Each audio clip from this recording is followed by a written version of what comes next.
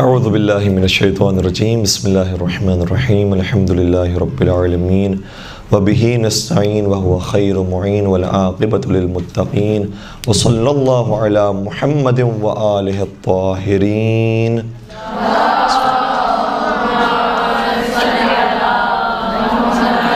Sorry, अच्छा वलअनतुल्लाहि अला अअदाइहिम अजमईन। बिस्मिल्लाहिर्रहमानिर्रहीम। अल्लाहुम्मा सल्लि अला फ़ातिमता व अबीहा व बअलिहा व बनीहा वस्सिर्रिल मुस्तौदअ फ़ीहा बिअदद मा अहात बिही इल्मुक। दुरूद पढ़ दीजिएगा मुहम्मद व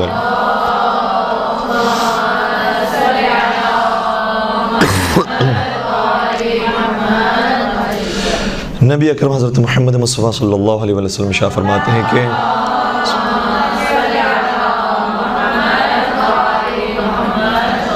या फ़ातिमा मन सल्ला अलैकी गफ़रल्लाहु लहू व अलहक़हू बी यौमल क़ियामती मिनल जन्नह। ज़ाहिरन ये अल्फाज हैं। फरमाते हैं कि ए फ़ातिमा, जो आप पर सलवात भेजता है परवरदिगार उसे माफ़ भी फरमा देता है और जन्नत में उसे मेरे मकाम पर दर्जा अता फरमाता है।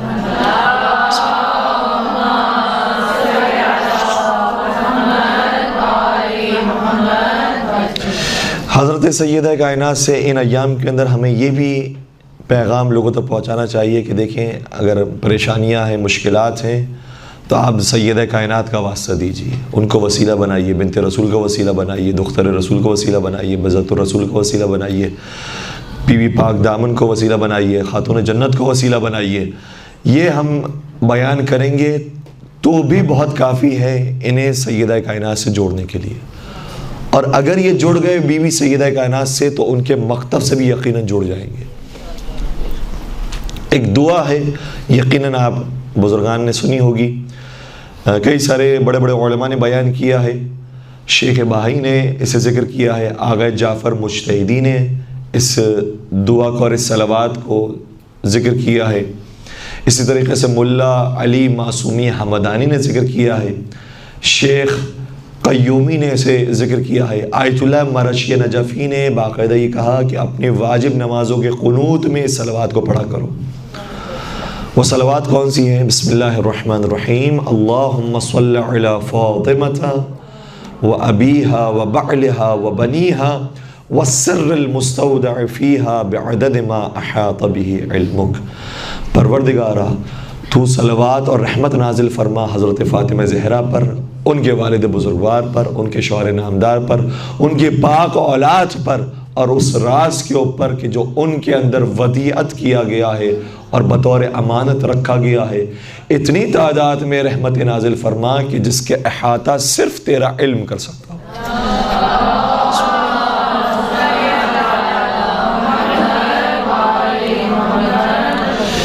उलमा ने साथ साथ ये बयान किया है कि वाक़ईन ये मुजर्रब अमल है और ख़ुद हमारा ज़ाती तजर्बा भी है। पूरे वाक़े को बयान नहीं कर रहा, लेकिन बहरहाल बहुत बड़ी मुश्किल थी उसके अंदर, हमने ख़ुद भी इस ज़िक्र को पढ़ा है तो हमारी मुश्किल भी हल हो गई।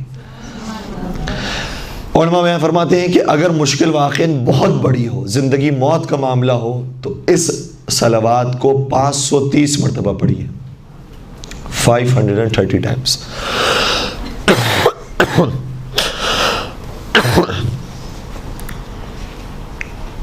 एक सलावात पढ़ दीजिएगा।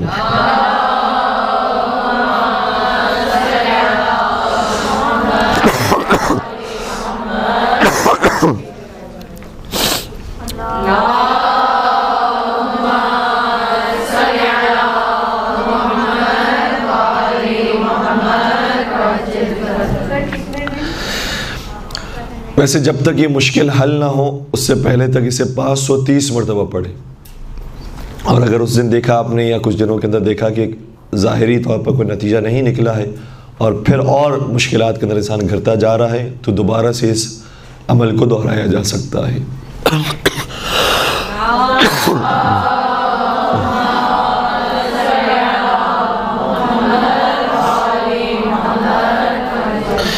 530 मरतबा उलमा ने क्यों बयान किया? फरमाते हैं कि इसलिए क्योंकि फ़ातिमा अगर ता के साथ लिखा जाए यानी फ़ातिमतु, तो इसका अदद बनता है 530, इसलिए इस सलवात को 530 मरतबा पढ़ा जाए। दूसरी बात उलमा ने बयान फरमाई कि अगर मुश्किल बहुत बड़ी हो लेकिन ज़िंदगी और मौत का मामला ना हो, ऐसी बड़ी मुश्किल है, मिसाल के तौर पर काफ़ी देर हो गई है, औलाद की शादी नहीं हो पा रही, काफ़ी अरसा हो गया है बेरोज़गार है इंसान, काफ़ी अरसा हो गया एक बीमारी के अंदर मुब्तला हो गया है, डॉक्टरों ने जवाब दे दिया है अलबत्ता वो बीमारी ज़िंदगी मौत वाली बीमारी नहीं है लेकिन एक बड़ी बीमारी है।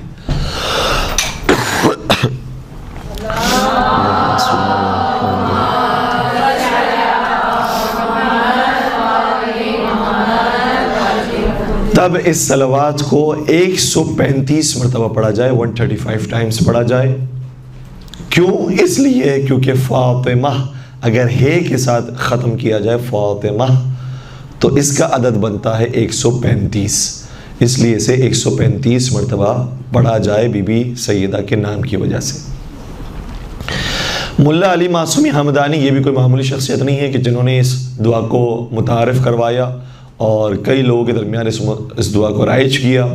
मुल्ला अली मासूमी हमदानी शेख अब्दुल करीम हायरी जो मुअस्सिस है हौज़ इल्मिया क़ुम थे, उनके शागिर्द थे, बहुत जलील क़द्र शख्सियत थे, बहुत बड़े आलिम दीन थे।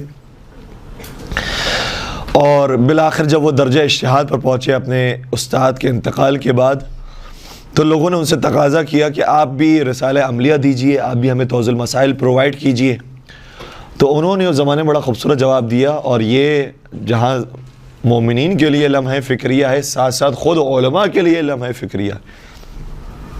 उन्होंने बयान फरमाया कि ये जो तौज़ुल मसाइल की किताबें हैं, ये रिसाला अमलिया है, ये खुम्स के माल से अगर छपता है, अगर सहम इमाम से छपता है, अगर बैतुल माल से छपता है, तो मैं नहीं चाहता कि खुम्स के माल को मेरी तौज़ील मसाइल छापने में सर्फ किया जाए, इसलिए ज़रूरत नहीं है। अभी बहुत सारे उलमा मौजूद हैं, मराजिन मौजूद हैं, मेरी तौज़ुल मसाइल की ज़रूरत नहीं है, लोग उन उलमा की तरफ रुजू कर सकते हैं, लिहाजा वो उन उलमा की तरफ रुजू फरमाएँ।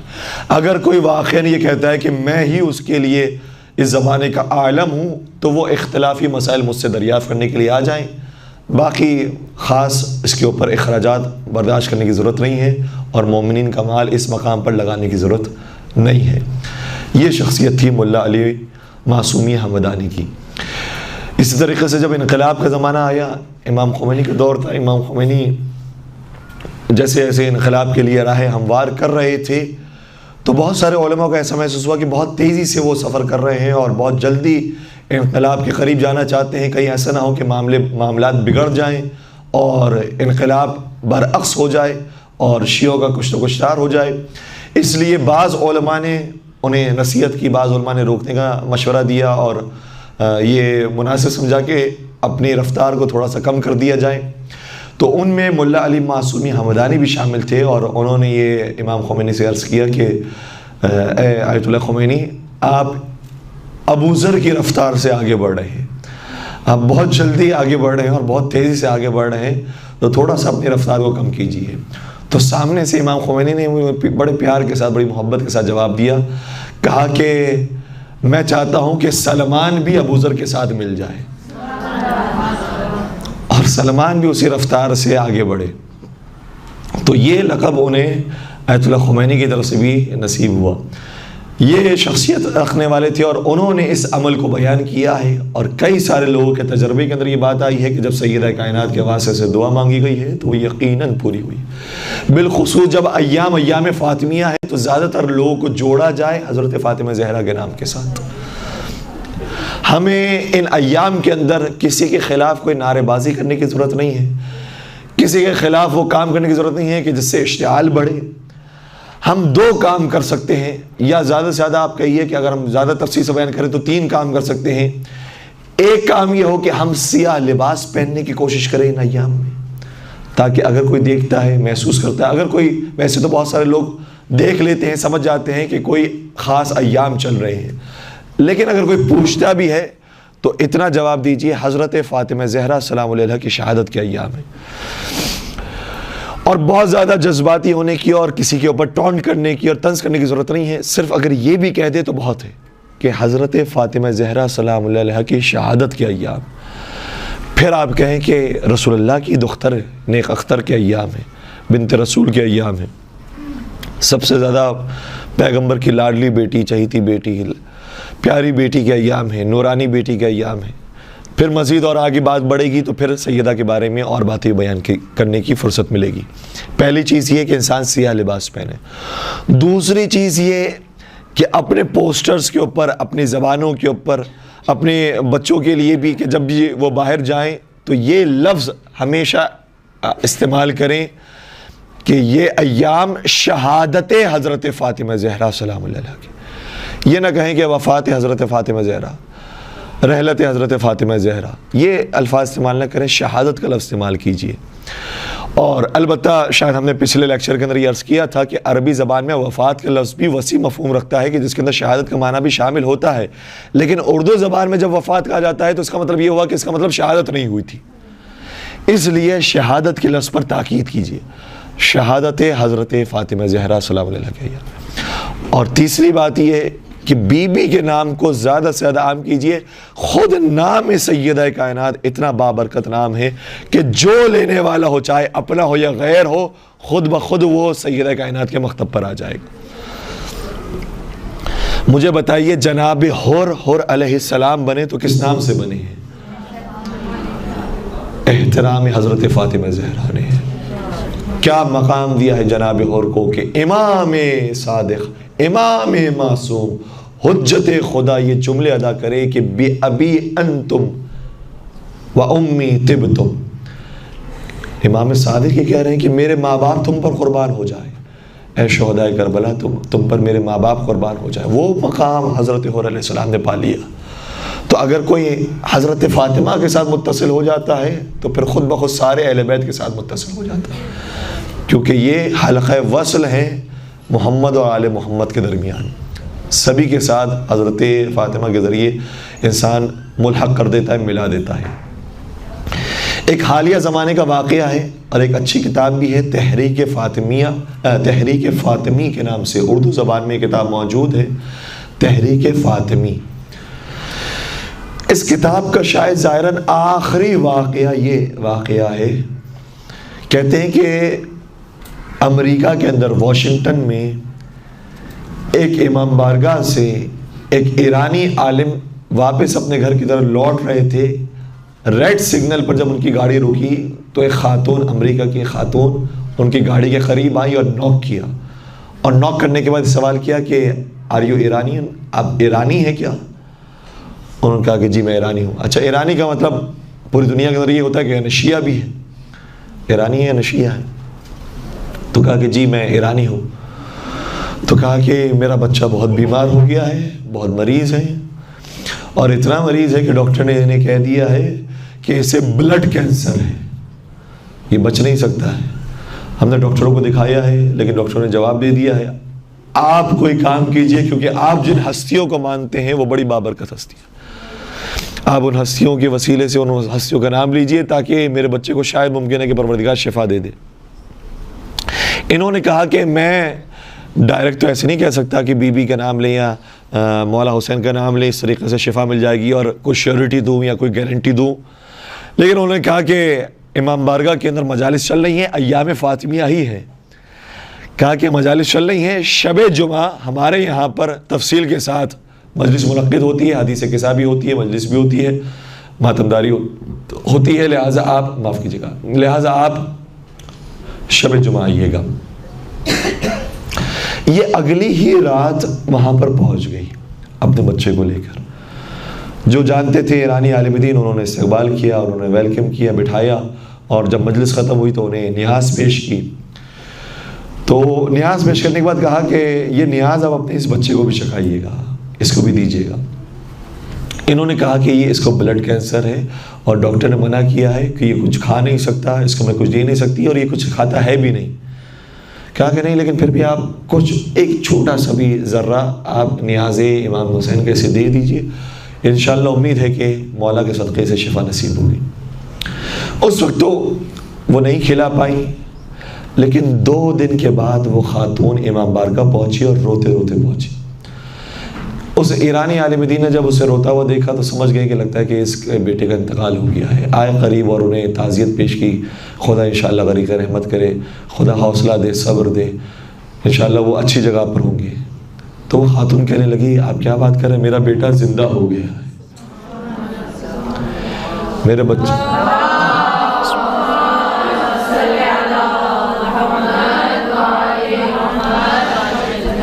बच्चे को शिफा मिल गई है। और ऐसे ही शिफा मिली कि जब मैं अपने बच्चे को लेकर गई हूँ और न्याज मैंने आपसे ली हुई थी, तो जब मैं अपने घर में पहुंची तो मैंने कुछ कोशिश की कि ज़र्रा बराबर भी उसके मुंह दहन में चले जाए तो काफ़ी है। जैसे ही वो उसके दहन में गया, गोया उसके बदन के अंदर एक एनर्जी आ गई और इतना जल्दी उसके अंदर रिकवरी पैदा हुई कि वो बहुत जल्दी ठीक हो गया और अपने पैरों पर खड़े होने के काबिल हो गया। यहाँ तक कि मैं इन्हीं दिनों के अंदर उसे डॉक्टरों के पास लेकर गई और डॉक्टर के पास लेकर जाकर कहा कि भाई आपने तो कहा था मेरे बच्चे को ब्लड कैंसर है, ये तो ठीक हो गया, ये तो सेहतमंद हो गया है। तो डॉक्टरों ने उसकी पुरानी रिपोर्ट्स पढ़ी और इस बच्चे को देखा, कहा कि लगता है हज़रत ईसा ने इसे शिफा दे दी है। लेकिन ये समझ गई कि हज़रत ईसा ने नहीं, हज़रत ईसा भी जिस दर पर आकर गिदाई करें, हज़रत ईसा भी जिस घर पर आकर फ़कीरी करें, उस घर वाली ने इसे शिफा दी है। और फिर पूरे वाक़े को उन्होंने उस इमाम बारगाह में माइक पर आकर बयान किया कि क्या हुआ था, मेरा बच्चा कैसे था, किन मराहिल से गुजरा और फिर कैसे उसे शिफा मिली। तो ये मामूली हस्तियाँ नहीं हैं और वाक़ई इतनी ये पाक हस्तियाँ हैं, कमाल है। और हमारे लिए इतने बड़े फ़ख्र की बात है कि कैसे मुमकिन है कि लोग सैयदा कायनात के नाम पर पहुँचते हैं और फ़ौरन से मकतब पे सैयदा पर आ जाते हैं। कैसे होता है कि लोग नियाज़ इमाम हुसैन चखते हैं और फ़ौरन से इमाम हुसैन के मकतब पर आ जाते हैं। ये कैसे होता है? ये होता है इसलिए है क्योंकि खुद शख्सियत हज़रत फ़ातिमा ज़हरा सलाम अलैहा, खुद ज़िंदगी इमाम हुसैन अलैहिस्सलाम इतनी पाक और पाकीज़ा और इतनी नूरानी है कि एक धब्बा भी उनकी ज़िंदगी में मौजूद नहीं है। जैसे लोग तसव्वुर करते हैं इन पाक हस्तियों का और इन शख्सियतों के बारे में सुनते हैं, फ़ौरन से मुत्तसिल हो जाते हैं इनके साथ। इनकी ज़िंदगी इतनी पाक साफ़ है, इंसान ताअम्मुल उस वक्त करता है कि जब उनके अंदर भी, अपने बुजुर्गों के अंदर भी खराबियाँ देखेगा, भाई इनके अंदर भी तो क्या है, इससे थोड़ा सा ताअम्मुल करता है कि इनका मकतब कैसा है, इन्होंने क्या डिफ़ाइन किया है। लेकिन जब इनकी पूरी शख्सियत देखता है, इतनी पाक साफ़ शख्सियत है, फ़ौरन से मुत्तसिल हो जाता है इंसान इनकी बारगाह। बस अजीज़ों, मेरा वक्त ख़त्म हो गया और बहुत से और आराइज़ से जो मुझे बयान करनी थी, बिलखुसूस जनाब सैयदा कायनात की इज़्दिवाजी ज़िंदगी से मुताल्लिक़, लेकिन आखिर में मुझे कहा गया था और बहरहाल तामील हुक्म के अंदर मैं आपकी खिदमत में मसाइब के चंद जुमले पेश करना चाहूँगा कि वही सैयदा कायनात की ज़िंदगी बड़ी पाक साफ़ ताहिर और मुताहिर गुज़री। एक वक्त वो आया कि बाबा की बात कहने लगी कि सुब्बत अलैया मसाइबुन लौ अन्नहा सुब्बत अलल अय्याम सिरना लयालिया। बाबा आपके जाने के बाद इस उम्मत ने वो मज़ालिम ढाए हैं कि अगर वो मज़ालिम मेरे बजाय दिन पर पड़ते तो दिन रातों में तब्दील हो जाते हैं। ये सैयदा कायनात की ये जो सीरत है, ये भी हमें सुन्नत के तौर पर नसीब हुई है कि बाप के चले जाने के बाद रोना ये बिदअत नहीं है, ये सुन्नत ज़हरा है। जो दुनिया से चला जाए उस पर रोना बिदअत नहीं होता, ये सुन्नत है, ये फ़ातिमा ज़हरा की सुन्नत है, ये अली इब्न हुसैन सैयद सज्जाद की सुन्नत है कि जो दुनिया से चला जाए उस पर रोया जाता है। सैयदा कायनात रोती रही, लेकिन एक वक्त वो भी आया कि जब बीबी के माल को गस्ब कर लिया गया और बीबी खुतबा देने के लिए पूरे हिजाब के साथ दरबार में तशरीफ़ लाई। देखा कि अब मस्जिद पर वो मौजूद है कि जो मस्जिद मेरे लिए खाली नहीं करता, मेरे एहतराम में खड़ा भी नहीं होता। लेकिन सैयदा कायनात ने पूरे एहतराम के साथ और पूरे तहम्मुल के साथ अपने खुतबे को बयान किया और उस खुतबे का एक जुमला ये भी था कि खुदा की कसम मैं झूठ नहीं बोलती हूँ, मैंने अपनी ज़िंदगी में कभी झूठ नहीं बोला। और उसके बाद सारे मतालिब को बयान करना शुरू किया, कुरान की आयतों को बयान करना शुरू किया। लेकिन बिलाखिर उस शख्स ने सैयदा को उनका हक ना दिया और बीबी बगैर हक वापस लिए ही अपने घर की तरफ लौटी। लेकिन जब लौटी है तो अब कमर शिकस्ता हो गई है, अब चेहरा झुक चुका है, अब कमजोरी आ गई है, ज़ईफ़ी आ गई है। बाबा रसूल खुदा आप होते थे तो मेरा हक मुझे फौरन दे दिया करते थे। ये कैसा शख्स है कि मैं अपने हक का तकाजा कर रही हूं, फिर भी ये देने के लिए तैयार नहीं है। लेकिन मैं कहूंगा है बीबी, ये मदीने का दरबार है जहां पर आप गई हैं तो सिर्फ बगैर हक लिए वापस आई है। वो शाम का दरबार होगा जहां आपकी बेटी आपकी तरह ही दरबार में जाएंगी, उन्हें भी हक ना दिया जाएगा। लेकिन वो जाएंगी तो हसन हुसैन के साथ नहीं जाएंगी, वो सरे हुसैन के साथ जाएंगी। वो जाएंगी तो हिजाब के साथ ना जा सकेंगी, बेमखना और चादर जाने पर मजबूर।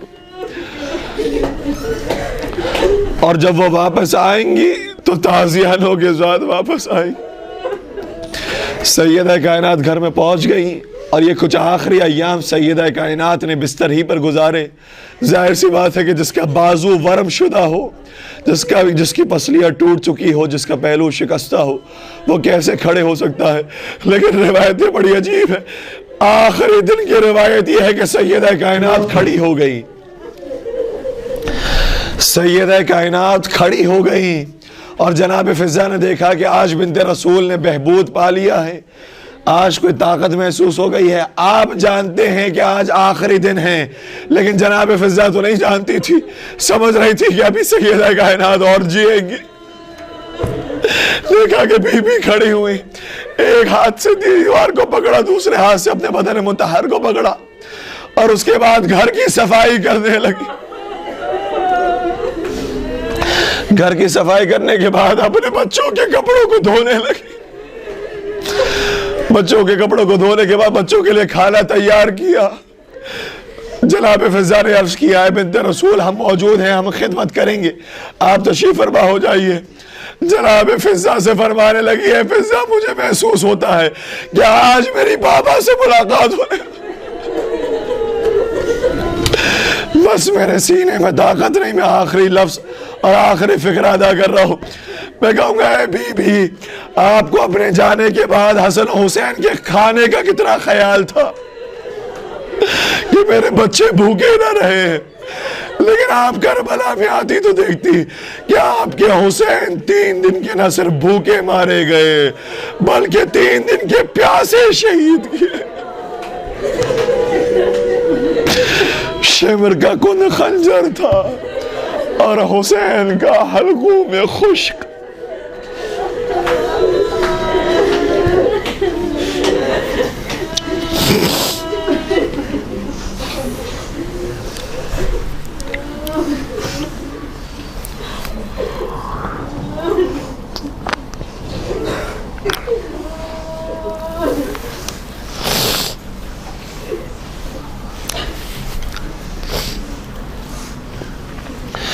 अला वलअनतुल्लाहि अलल क़ौमिज़ ज़ालिमीन वसयअलमुल्लज़ीना ज़लमू अय्य मुनक़लबिन यनक़लिबून। पालने वाले हमारे इस ख़लीस इबादत को अपनी बारगाह में कबूल फरमा। हमारे गुनहगार आँखों से जो आंसू बहन और रुमाल हज़रत सैयदा कायनात में जगह नसीब फरमा। बिहक़्क़ि फ़ातिमत व अबीहा व बअलिहा व बनीहा तमाम हाज़रीन मजलिस की जायज़ शरई हाजात को पूरा फरमा। बानियान मजलिस बिलखुसूस इस इदारे से जितने भी जुड़े हुए अफराद परवरदिगार उन तमाम की तौफ़ीक़ात खैर में इजाफ़ा फरमा। उन्हें ज़मीनी और आसमानी आफ़ात से महफूज फरमा। उनके रिज़्क़ मादी और मानवी में इजाफ़ा फरमा। पालने वाले जो मरीज़ हैं बिहक़्क़ि फ़ातिमा ज़हरा उन्हें शिफ़ाए कामिल और आजिला नसीब फरमा। बेरोज़गार मोमिनीन को बरसर रोज़गार फरमा। जो बरसर रोज़गार उनके रोज़गार में बरकत वसअत व कसरत नसीब फरमा। परवरदिगारा हज़रत ज़हरा का, उनकी पाक औलाद का, कौसर क़ुरान का वास्ता बे औलाद मोमिनीन को औलाद साले और नरीना नसीब फरमा। साहिबान औलाद को अपनी औलाद के अच्छी तरबियत करने की तौफ़ीक़ अता फरमा। पालने वाले ज़िंदगी और मौत मोहब्बत हज़रत फ़ातिमा ज़हरा सलाम अलैहा के साथ नसीब फरमा। उनकी सीरत पर अमल पैरा होने की तौफ़ीक़ अता फरमा। उनकी शफ़ाअत से बहरामन फरमा। पालने वाले कब्र की पहली रात पंजतन पाक के अनवार की ज़ियारत नसीब फरमा। मौत की पहली घड़ी मौला मुत्तक़ियान की ज़ियारत नसीब फरमा। और परवरदिगारा हज़रत हुज्जत इब्न हसन के ज़हूर में तअजील फरमा, हमें उनके आशिकीन मुहिब्बीन सच्चे चाहने वाले और मानने वालों में शुमार फरमा।